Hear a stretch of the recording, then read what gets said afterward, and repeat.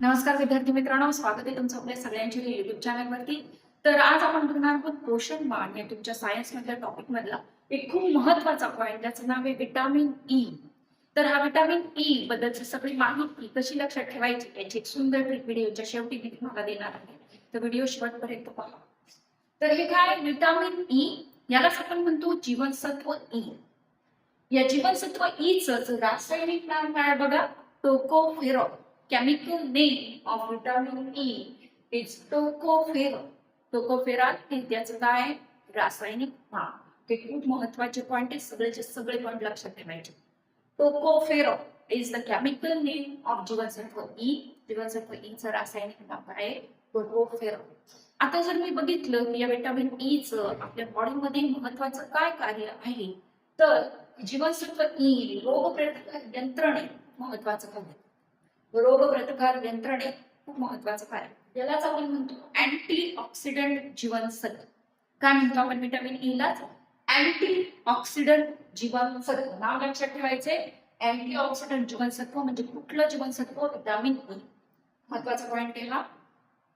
आता याच्या अभावामुळे बॉडीमध्ये काय काय होऊ शकतं, तर विटामिन ई हा जनरली पुनरुत्पादन यंत्रणेत खूप महत्वाचं कार्य करतो.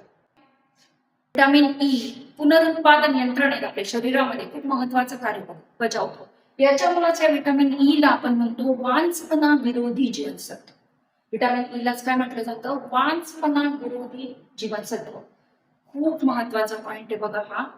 याच्यावरती वारंवार प्रश्न आले आयोगाकडून की वांझपणा विरोधी जीवनसत्व म्हणजे कुठलं जीवनसत्व? तर विटामिन ई. विटामिन ई लाच आपण म्हणतो वांझपणा विरोधी जीवनसत्व. पॉइंट लक्षात ठेवायचा आहे.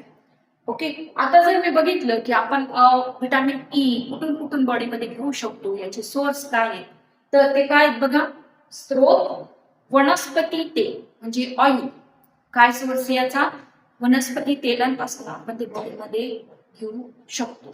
तर ही काय खूप महत्वाची माहिती आहे की त्याचं रासायनिक नाव आहे टोकोफेरॉल. महत्वाचं कार्य काय?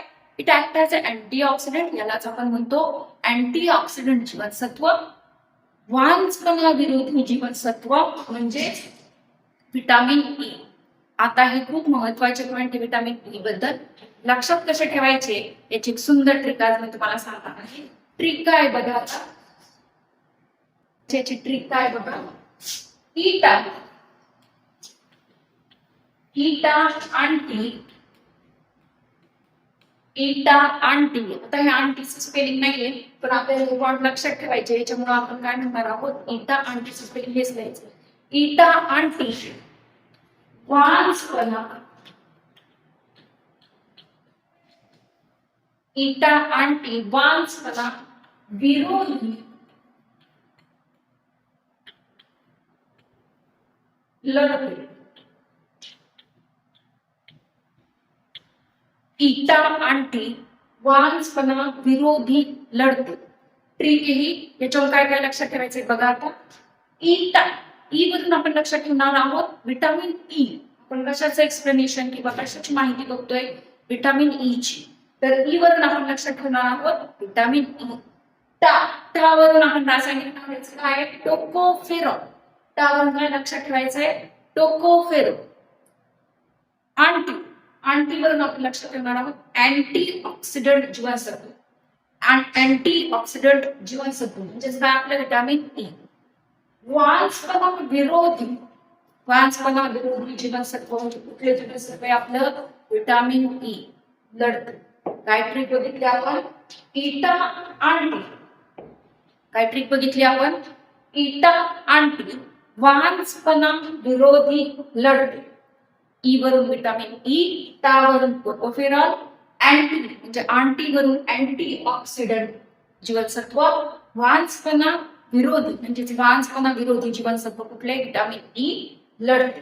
तर ही काय आपली सुंदर ट्रिक आहे. याच्यावरून आपण काय लक्षात ठेवू शकतो? विटामिन ई बद्दलची खूप महत्वाची माहिती आपण याच्यावरून लक्षात ठेवू शकतो. आपण याच्यावरून लक्षात ठेवू शकतो. ट्रिक लक्षात राहील. ईटा आंटी वांझपणा विरोधी लढते. व्हिडिओ आवडला असेल लाईक करा, शेअर करा, सबस्क्राईब. थँक्यू.